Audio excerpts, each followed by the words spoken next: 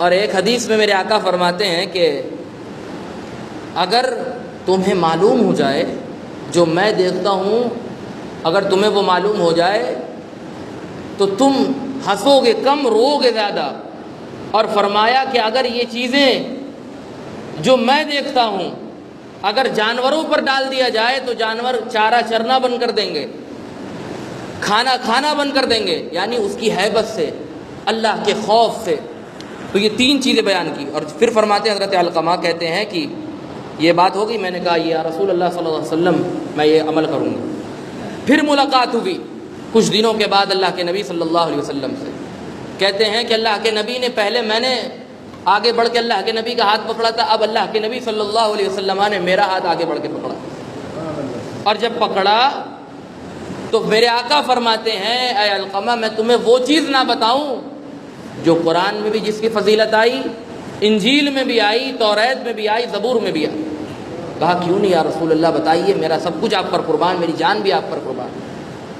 فرمایا کہ قرآن میں ایک سورہ ہے سورہ اخلاص، قرآن میں معوذتین، قل اعوذ برب الفلق، قل اعوذ برب الناس ہے، یعنی یہ تین سورہ کا نام لیا، اور فرمایا کہ اے علقمہ تا حیات اس کو سونے سے پہلے پڑھ کے سویا کرو، یعنی پوری زندگی اس کو پڑھنا، اور کب؟ سونے سے پہلے، سونے سے پہلے اس کو پڑھنا۔ حضرت علقمہ کہتے ہیں کہ میں نے سونے سے پہلے اس کا معمول بنا لیا کہ میں سونے سے پہلے اس کو پڑھ کر کے سویا کرتا تھا، اور جب تک وصال نہیں ہوا تب تک میں پڑھتا رہا۔ کیوں؟ اس لیے کہ یہ چیز ایسی ہے کہ بندے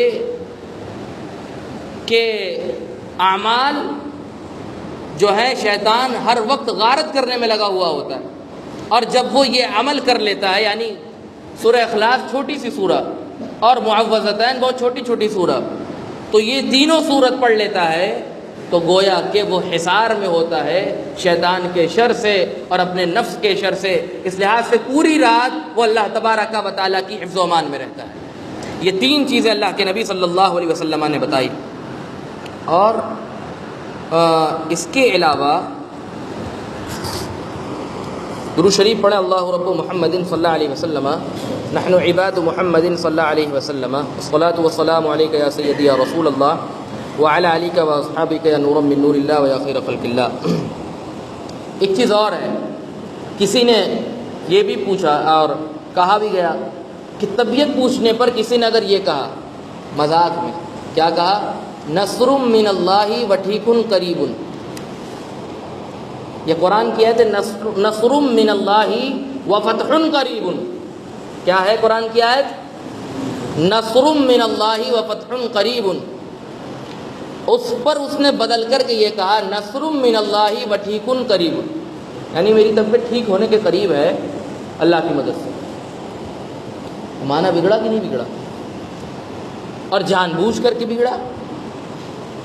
اور اس طریقے کے الفاظ اگر کوئی بولتا ہو، اگر کبھی بولا بھی ہوگا تو یاد کر کے اس سے سچی توبہ کرے کہ یہ سارے الفاظ قرآن کے متعلق کہ جو بندہ آیت پیش کرے مذاق کے طور پر، استہزاء کے طور پر، تو بندے کا ایمان نکل جاتا ہے۔ اس کے علاوہ بے شمار اسی طرح مثالیں ہیں کہ بندہ جو ہے یا تو کہتا نہیں ہے تو سنتا ہے، محفل میں بیٹھا ہے سنتا، وہ بھی ہنس دیتا ہے۔ اب جب ہنستا ہوگا تو وہ بھی ایک طریقے سے قرآن کا مذاق ہی اڑاتا ہے، وہ بھی اس میں شامل ہوا۔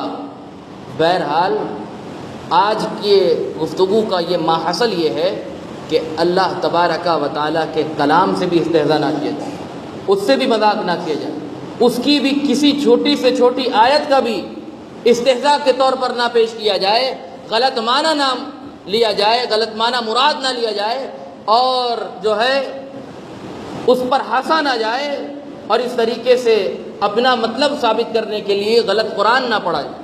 بہرحال رب تبارک و تعالی ہم سب کو ہمارے ایمان، ہمارے جو ہے